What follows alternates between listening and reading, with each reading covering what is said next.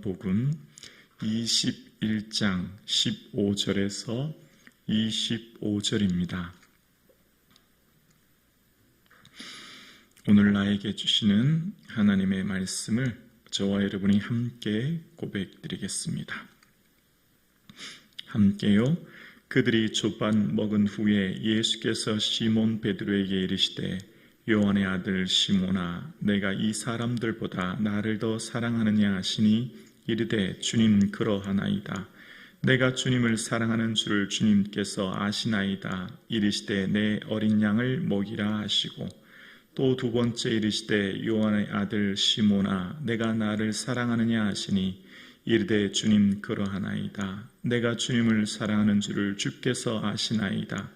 이르시되 내 양을 치라 하시고 세 번째 이르시되 요한의 아들 시몬아, 내가 나를 사랑하느냐 하시니 주께서 세 번째 내가 나를 사랑하느냐 하심으로 베드로가 근심하여 이르되 주님 모든 것을 아시오매 내가 주님을 사랑하는 줄을 주님께서 아시나이다. 예수께서 이르시되 내 양을 먹이라. 내가 진실로 진실로 내게 이르노니 내가 젊어서는 스스로 띠띠고 원하는 곳으로 다녔거니와 늙어서는 내 팔을 벌리리니 남이 내게 띠띠우고 원하지 아니하는 곳으로 데려가리라. 이 말씀을 하심은 베드로가 어떠한 죽음으로 하나님께 영광 돌릴 것을 가르치심이로라. 이 말씀을 하시고 베드로에게 이르시되 나를 따르라 하시니 베드로가 돌이켜 예수께서 사랑하시는 그 제자가 따르는 것을 보니 그는 만찬석에서 예수의 품에 의지하여 주님을 파는 자가 누구오니까 묻던 자더라. 이에 베드로가 그를 보고 예수께 여짜오되 주님 이 사람은 어떻게 되겠사옵나이까? 예수께서 이르시되 내가 올 때까지 그를 머물게 하고자 할지라도 내게 무슨 상관이냐? 너는 나를 따르라 하시더라.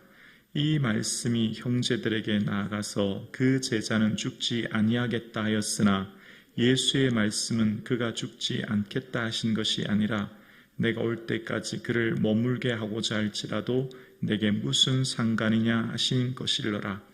이 일들을 증언하고 이 일들을 기록한 제자가 이 사람이라. 우리는 그의 증언이 참된 줄을 아노라. 예수께서 행하신 일이 이외에도 많으니 만일 낱낱이 기록된다면 이 세상이라도 이 기록된 책을 두기에 부족할 줄을 아노라. 아멘. 오늘 함께 예배드리시는 사랑하는 성도님들의 삶에 예수님의 주시는 기쁨이 충만하기를 주님의 이름으로 축복합니다. 예수님께서는 언제나 그 사람이 과거에 어떠하든지 또 과거에 어떠한 잘못과 실수가 있었지라도 언제나 용서하시고 새로운 사명을 부여하시는 분이 예수님이십니다. 사람들은 과거에 실수가 있으면 아마 그 사람 다시는 어떤 일 맡기지 않을 거지만 주님은 결코 그렇지 않습니다. 우리 주님께서는 언제나 복음서를 보면 주님은 과거의 지향적인 분이 결코 아니에요. 언제나 미래지향적입니다. 언제나 미래를 바라보시면서 살아가시는 분이 주님이셨죠. 그래서 주님께서는 지금 부활하신 후에 베드로에게 나타나셔서 책망하거나 훈계하는 말이 결코 등장하지 않습니다. 숯불 앞에서 베드로, 아마 과거의 생각으로 인해 무기력해지고 자책했을 겁니다. 과거 빌라도의 간증 앞에서 숯불을 기억하면서 또다시 주님께서 부활하신 후에 이 숯불 앞에서 아침을 먹는 베드로의 마음이 얼마나 무겁고 힘들고 괴로웠겠습니까? 말하지 못했지만 아무 제자들도 그 누구도 예수님을 알았지만 말하지 못하는 상황에 가장 가슴 아프고 고통스러운 것은 바로 베드로였을 겁니다. 그런데 주님께서는 넘어지고 실패한 베드로를 다시금 일으켜 세우시고 베드로를 용서하사 새로운 사명을 부여하시는 장면이 바로 오늘 이 장면입니다.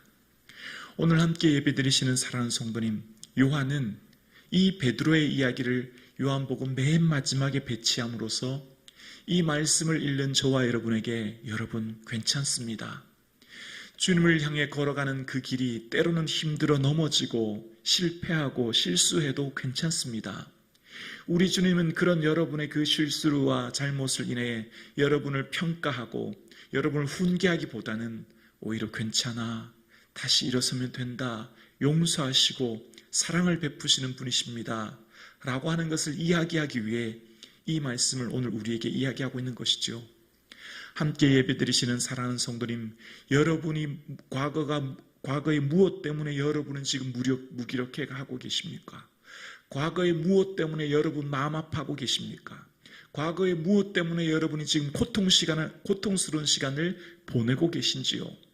과거의 여러분의 삶에 그 무엇이든지 우리 주님께서는 여러분을 용서하사 지금 이렇게 세워주시고 새로운 사명을 오늘 저와 여러분에게 주시는 분이신 줄로 믿습니다. 그래서 주님께서는 과거의 실수를 보시는 분이 아닙니다. 또한 현재 내 능력을 보시는 분이 아니에요. 부활하신 주님을 만났지만 여전히 다시금 물고기 잡으러 가노라 이야기하고 과거로 다시 돌아갈 수밖에 없었던 무능하고 연약한 베드로, 주님께서는 현재 저와 여러분의 능력을 보시는 분이 아니에요. 주님께서 우리에게 오늘 저와 여러분을 이렇게 세우시고 새로운 일을 주실 때 내 조건과 능력을 보시고 그 사명 맡기시는 분이 아닙니다. 딱 한 가지만 있으면 충분합니다. 바로 내가 예수님 사랑하는 겁니다. 오늘 저와 여러분, 우리가 온 마음 다하여 우리 주님을 더욱 사랑할 수 있기를 주의 이름으로 축원합니다. 여러분, 우리가 일반적으로 오늘 본문을 묵상하면 베드로에게 주님께서는 내 양을 먹이라 말씀하시잖아요. 그러면 그 양을 사랑해야 되지 않겠습니까? 목자는 그 양을 사랑해야 되는데 주님께서는 내가 나를 사랑하냐 예수님 사랑하느냐 묻고 계시거든요. 오늘 우리의 삶 가운데 주님께서 각자 삶의 자리를 우리를 보내셨고 그 일을 하게 하시지 않습니까? 오늘 저와 여러분의 삶의 자리는 주님께서 보내신 사명의 자리지요. 그런데 우리가 살아가는 사명의 자리에 우리는 정말 사람들로부터 상처받고 아파하고 때로는 억울하고 때로는 원망들을 일이 참 많은데요. 그 사람 보고는 그 자리에 못 있습니다. 그 사람 보고는 그 일 계속하지 못합니다. 그 사람 보고는요, 그 자리에 뛰쳐나오고 싶어요. 누구 보고요? 예수님 보고요. 예수님 사랑하는 마음으로 그 자리를 지키는 겁니다. 그 사람 보면 정말 정이 뚝 떨어져요. 다시금 잊고 싶지 않아요. 그런데 주님은 어떻게 그 일을 하라고요? 나를 사랑하는 마음으로, 나를 사랑하여 그 일을 하라는 거예요. 왜죠? 주님이 나를 얼마나 사랑했는지 너 기억하라는 겁니다. 주님이 나를 끝까지 사랑해 주시고 주님은 나의 허물과 실수를 덮어주시고 용서해 주시고 끝까지 참으셨던 것 기억하고 우리가 주님 사랑함으로 그 일을 하라고 말씀하시는 거예요. 그래서 우리가 오늘 이 세상을 살아가는데 가장 중요한 것은 예수님 사랑하는 것이라고 이야기하고 계십니다. 예수님 사랑해야 그 미워하는 사람도 사랑할 수 있고 품을 수 있다는 거예요. 그 예수님 사랑하는 마음이 우리에게 넘칠 수 있기를 주의 이름으로 축원합니다. 요한복음을 보면 주님께서 십자가 지시기 마지막 날 주님께서 아버지께서 내게 주신 사람들에게 아버지의 이름을 나타내었다 이렇게 얘기하시는데요. 요한복음을 보면 하나님께서 예수님에게 맡기신 게 뭐냐면 제자들을 맡기셨거든요. 그래서 예수님께서는 하나님으로부터 어떤 사명을 받냐면 제자들을 맡기고 제자들을 통하여서 하나님 나라의 복음을 전하게 하십니다. 그리고 또 요한복음의 그 마지막 날 기도하셨던 예수님의 기도를 보면 내가 그들을 아버지께서 나를 보내신 것처럼 나도 그들을 세상에 보내었고 라고 이야기합니다. 제자들을 이제 파송해요. 그래서 제자들이 세상을 나가면서 그 12명의 제자는 또 어떻게 되죠? 다른 사람들을 제자 삼습니다. 그래서 그 다른 사람들을 제자 삼음으로 말미암아 주님께서는 하나님께서 그 일을 하게 하실 때 그들로 말미암아 나를 믿는 사람도 위함이니 라고 하면서 예수님께서는 이 17장에 기도하실 때 첫 번째는 예수님 자신을 위해 기도하시고 두 번째는 제자들을 위해 기도하시고 세 번째는 제자들로 말미암아 믿는 사람들을 위해 기도하십니다. 그 예수님의 기도 속에서는 미래를 향해 기도하고 계시는데요, 바로 오늘 우리를 위해 기도하고 계시는 것이죠. 하나님은 예수님에게 제자들을 맡기셨고, 예수님은 제자들을 보내시면서 또 다른 제자를 삼으라고 얘기하셨고, 마지막에 그 제자들은 나가면서 끊임없이 또 다른 사람들을 제자 삼게 되죠. 그래서 로마가 뒤집어지고 전복되는 것이죠. 무능했던 12명의 제자는 또 다른 제자를 삼음고, 그 제자들은 또 다른 제자를 삼음으로써 하나님 나라가 이 땅에 확장되는 것입니다. 그래서 하나님께서는 그 제자들을 보내실 때 돈, 재능, 능력이 아니라 하나님 말씀을 맡기시고 그들을 보내십니다. 제자들에게 다른 것 맡기지 않으십니다. 주님께서는 제자들에게, 주님께서 그의 일을 하게 하실 때 주님께서는 하나님의 말씀을 그들에게 위탁하시는 것을 보게 돼요. 그래서 우리에게 있어서 가장 큰 힘과 능력은 바로 하나님 말씀이 되는 거예요. 여러분, 초대교회에 교회가 오순절날 성령 강림의 사건으로 교회가 생기고, 그로 말미암아 교회가 성장합니다. 예루살렘 교회가 성장하게 따라서 이제 이 사도들, 베드로와 요한 사도들이 이런 말을 해요. 오로지 기도하는 일과 말씀 사역에 전무하리라, 그렇게 얘기합니다. 초대교회 사도들이 해야 될 일이 얼마나 많습니까? 특히 구제의 일로 말미암아 히브리파, 헬라파 성도들이 막 이렇게 어려움과 갈등이 생기지 않습니까? 그런데 그때 그런 일들을 구제하는 일들은 다른 7 집사를 세워서 맡기고요, 사도들, 몸된 교회를 섬기는 그들은 기도하는 일, 그리고 말씀 사역, 말씀 사역이란 말은 봉사를 얘기하거든요. 말씀으로 봉사하는 일을 전무한다, 집중한다 라고 이야기합니다. 그게 교회를 세워가는데 가장 강력하고 가장 중요한 일인 것을 이야기해요. 그래서 주님께서는 제자들에게 맡기신 것은 하나님 말씀이고요, 그리고 그 말씀을 맡은 사도들은 교회를 세워가는 가장 중요한 봉사는 신방, 구제, 교육이 아니라 가장 중요한 것은 바로 말씀 사역이었던 거예요. 자, 여러분, 하나님께서 저와 여러분에게 우리 각자의 삶의 자리로 여러분을 보내셨습니다. 그리고 지금 여러분은 지금 각자 삶의 자리에서 그 일을 감당하고 계신 거예요. 하나님의 뜻이 지금 나를 통해 이 땅에 이루어지고 있는 겁니다. 그래서 그 뜻을 이루는 저와 여러분에게 가장 중요한 것 한 가지는 바로 하나님께서 우리에게 그 일을 이룰 수 있도록 말씀을 주셨어요. 그 말씀을 주셔서 그 일을 감당하게 하시는 것입니다. 오늘 저와 여러분, 하나님께서 주시는 이 말씀 붙들고 그 일을 이룰 수 있기를 주님의 이름으로 축원합니다. 그래서 주님께서는 주의 일을 하게 하시는 그 사람들에게 끊임없이 하나님 말씀을 통해 그 일을 하게 하십니다. 그리고 이제 요한복음 마지막 단락에서 베드로에게 내가 주님 사랑하시는 줄 주님은 아십니다 라고 이야기하면서 예수님께서는 내 양을 어떻게 해요? 먹이라 라고 얘기하셨잖아요. 먹이다라고 하는 것은 이 원래의 뜻 보스코는 목자들이 가축을 기를 때 쓰는 단어입니다. 목자들이 가축을 어떻게 기르지요?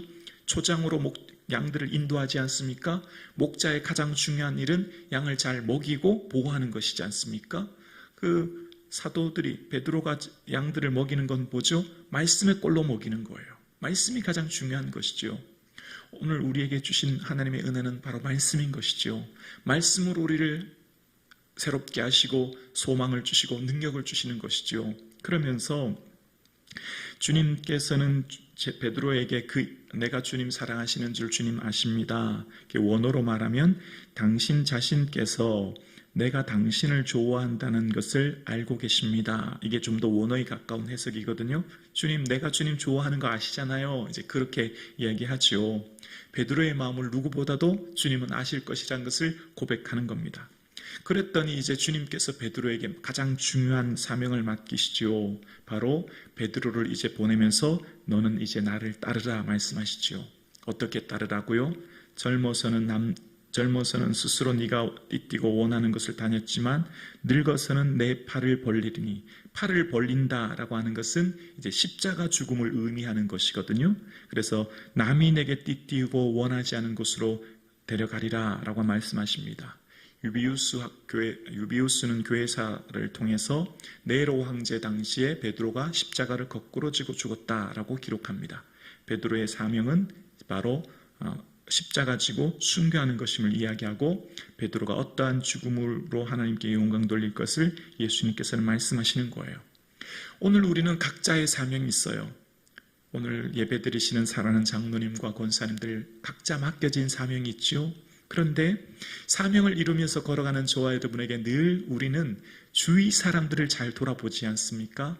저 사람의 사명, 저 사람의 삶을 보면서 우리가 때로는 마음이 지치고 힘들 때가 있지 않습니까? 때로는 우리의 마음이 어려운 것은 왜 나는 이런 사명을, 왜 나는 이런 일을 맡기셨나? 라고 하는 그 마음에 의문이 들 때 있지 않습니까?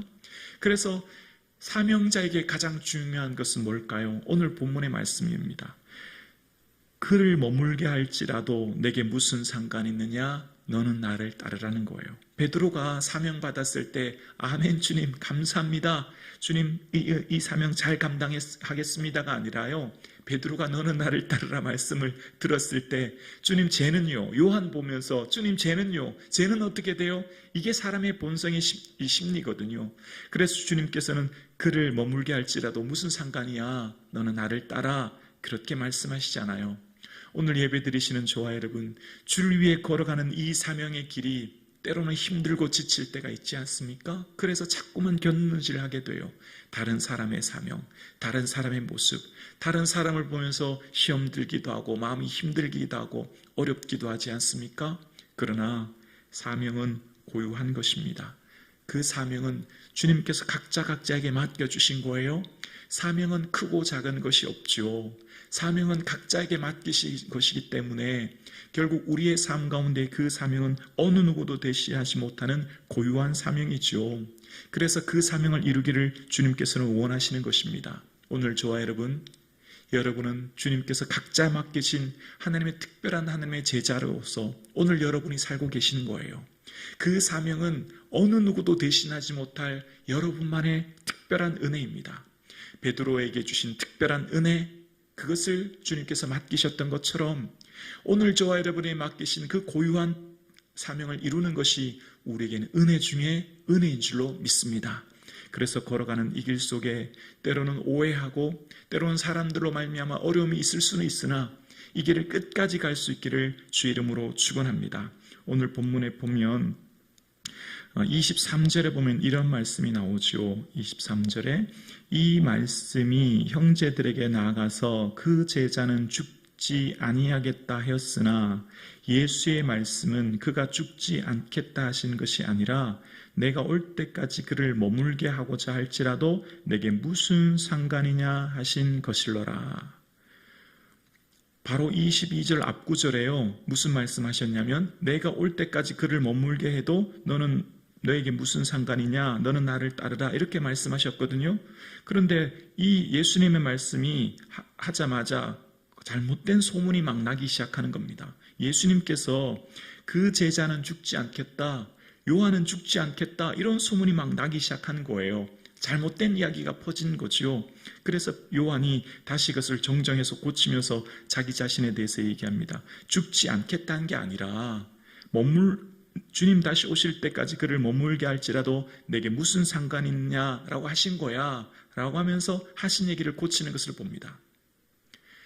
사람들이 모인 공동체는 언제나 잘못된 이야기로 말미암아 오해와 편견이 있을 수 있는 것입니다. 여러분 보십시오. 지금 이 이야기는 언제 이야기입니까? 예수님 당시 이야기입니다. 예수님께서 부활하셨고 부활하신 예수님과 제자들과의 첫 만남에서 이야기가 기록되고 있어요. 이걸 왜 굳이 이 얘기를 기록하고 있을까요? 교회 공동체의 가장 큰 어려움은 뭘까요? 교회 공동체는 사람들이 모인 곳이기 때문에 그 사람들이 모인 공동체에 가장 가슴 아프게 하는 것은 사람이 사람을 가슴 아프게 하는 겁니다. 근데 어떤 것으로요? 잘못된 말로, 잘못된 소문으로. 그 소문이 소문을 낳아서 오해와 편견을 낳는다는 겁니다. 오늘 본문이 그 얘기하는 겁니다. 교회 공동체는 가장 힘든 것은요, 결국 사람이에요. 주님 보러 신앙생활하러 왔지만 사람 때문에 시험 들어요. 사람 때문에 넘어져요. 왜죠? 잘못된 이야기, 오해, 편견. 있지도 않은 이야기 때문입니다.